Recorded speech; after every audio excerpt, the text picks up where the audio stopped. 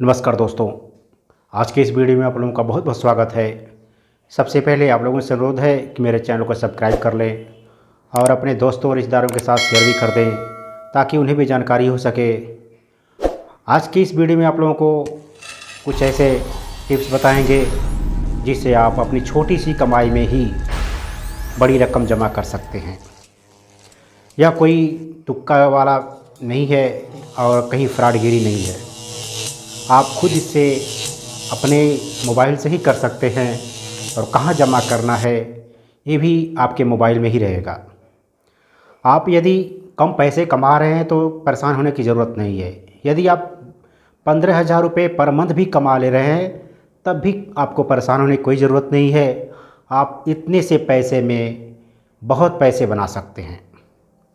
बहुत पैसे का मतलब आप 50 लाख रुपए तक 20 साल में जमा कर सकते हैं। यदि आप 15,000 रुपये कमा रहे हैं, उसमें आप 3,000 रुपये पर मंथ भी बचा ले रहे हैं तो 3,000 रुपये से आप कम से कम 45 लाख रुपये बना सकते हैं। ये है, संभव है।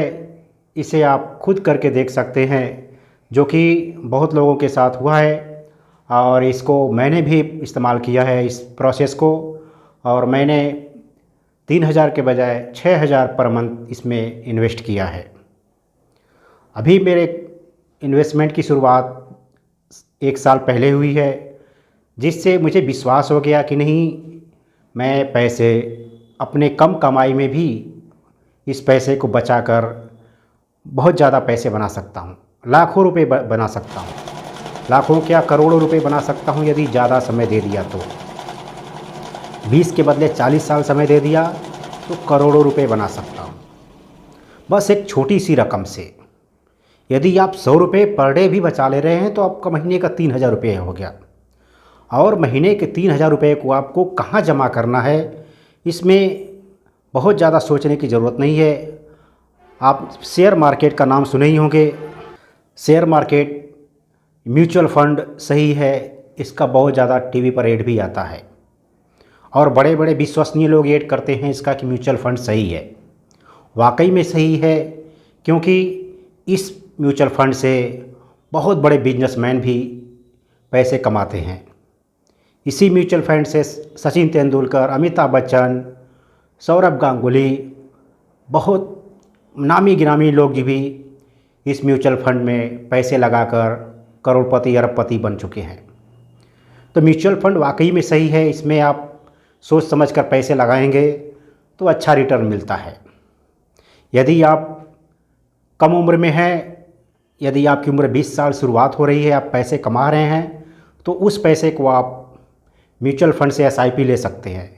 एसआईपी में आप स्मॉल कैप फंड्स की जो एसआईपी होती है वो एसआईपी लेंगे तो इस एसआईपी में आपको बहुत ज़्यादा रिटर्न मिलता है। कभी कभी तो एक साल में 50%, 100%, 80% तक रिटर्न आ जाता है। तो इतना रिटर्न हम नहीं गेन करना चाहेंगे। हम चाहेंगे कि हमको कम से कम 15% का रिटर्न मिल जाए, जिससे हम खुश रहेंगे। तो इस 15% रिटर्न को आप एक्सपेक्ट करके स्मॉल कैप में भी अपना पैसा लगा सकते हैं, यदि आपकी एज 20 से 25 साल के बीच में है तो। यदि आपकी एज 30 से 35 साल हो गई तो आप ज़्यादा रिस्क नहीं ले सकते और स्मॉल कैप में ज़्यादा पैसे नहीं लगा सकते। यदि आपके पास रिस्क लेने की क्षमता है कि नहीं, मैं 3,000 रुपये हर मंथ डाल ही सकता हूँ और इसमें लगा के छोड़ सकता हूँ, तब आप स्मॉल कैप लीजिए। यदि उस पैसे का कोई काम नहीं है तब आप स्मॉल कैप लीजिए।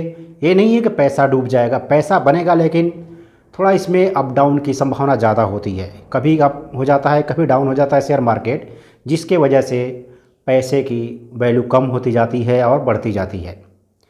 लेकिन पैसा बैंक से, एफडी से ज़्यादा मिलेगा।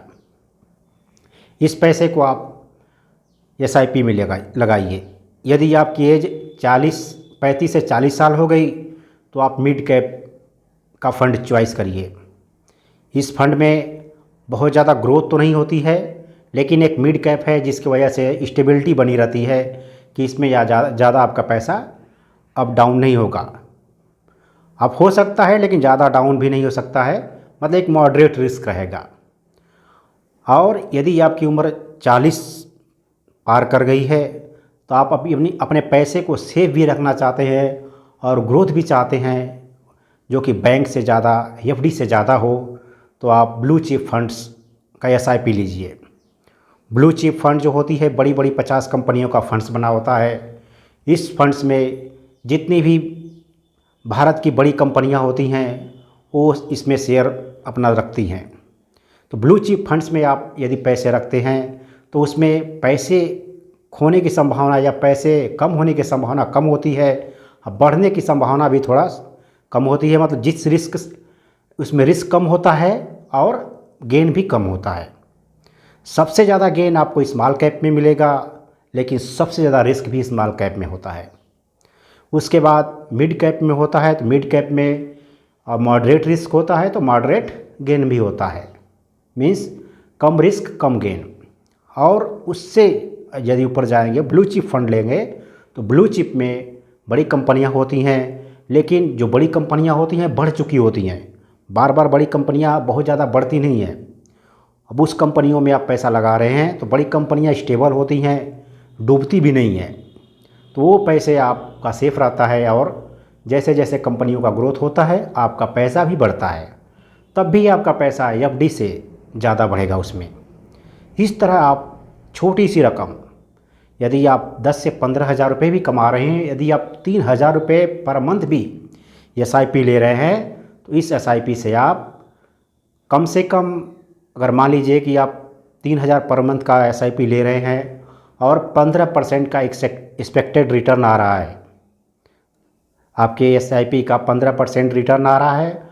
यदि आपने इसको 20 साल तक जमा कर दिया तो 20 साल में आपको 45,47,000 रुपये तक मिल जाएंगे, मात्र 3,000 रुपये से।